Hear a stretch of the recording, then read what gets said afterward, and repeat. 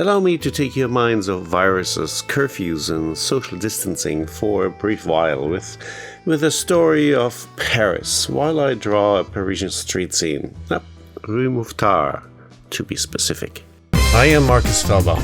I travel, I experience, and I create. This is my art. In recent weeks, I have been concentrating on my storytelling channel, the Decompression Zone. I'll leave a link in the description below if you want to connect with me on that channel as well. Now though, without any further delays, let me tell you about a weekend trip to Paris. One of my wife's friends from work recently retired and decided to rent an apartment with her husband in Paris for a couple of months. They were kind enough to invite us to stay a weekend with them. Kathleen asks me if I'm interested in going with her. Well, let me see here. Paris, I don't know. Of course! Friday afternoon, I meet Kathleen at St. Pancras International train station in London. Several pianos are placed around the station's expansive halls. Every time I'm there, some undercover virtuoso avails her or himself of one of those pianos and gives a jaw-dropping performance.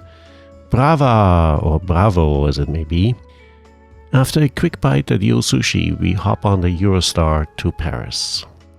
The trip is shortened by the onset of a welcome nap, as the train hurls through the Eurotunnel. We arrive in the early evening and take the metro to our host's apartment. We are in the Latin Quarter on the left bank of the Seine. Our hosts tell us to sleep in the queen-size bed that they have set aside for us.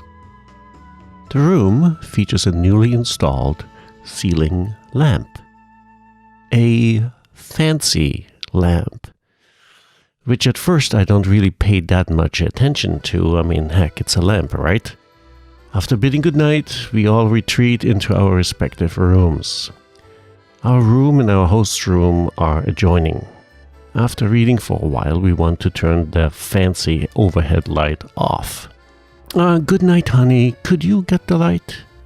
No problem, ma chérie, I reply. I get out of bed and start searching for the light switch. This one is for the bathroom, and this one is for the night lamps.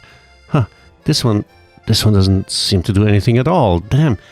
I don't know how to turn the overhead light off. Our best guess is that the switch has to be located on the other side of the bedroom door in our host's bedroom.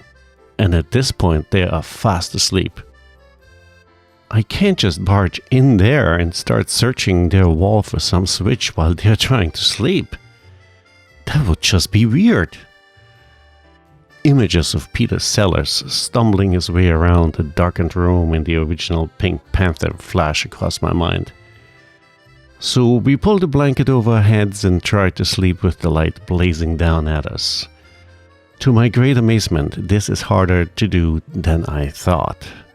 I drift in and out of sleep, peeking out from under the covers from time to time, only to find that the fancy sun-like lamp is still shining brightly above us.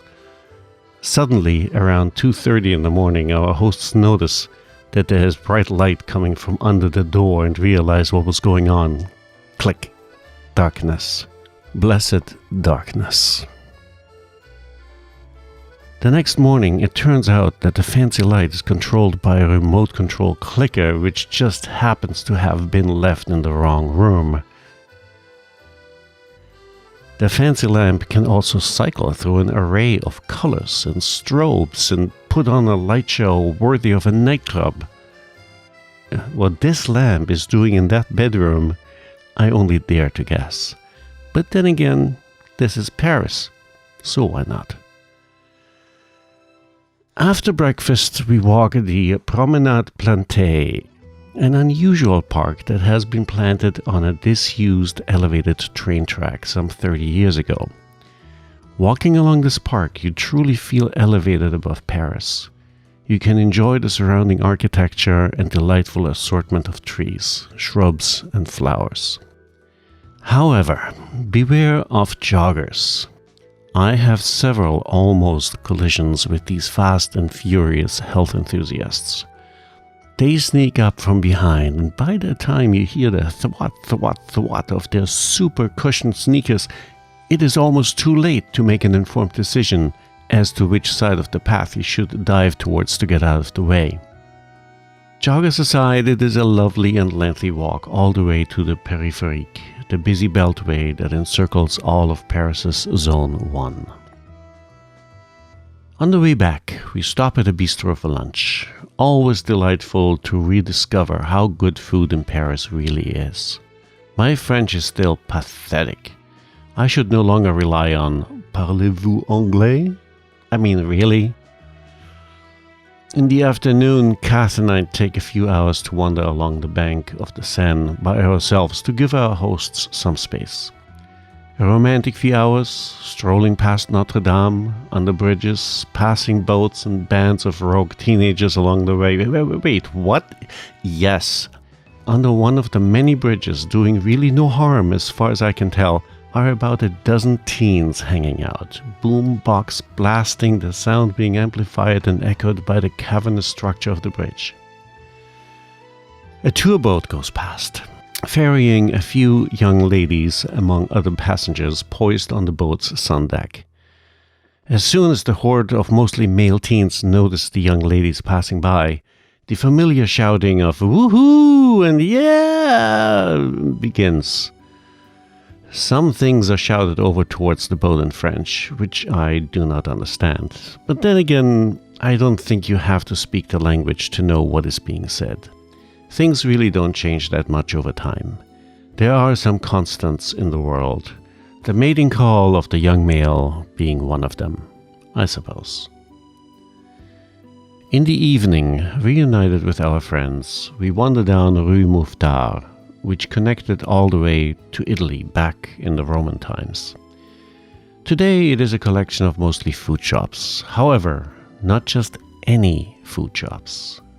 Patisseries, delectable millefeuilles, bar de chocolat piled a foot high, fromageries offering a selection of cheeses that will make you cry in disbelief.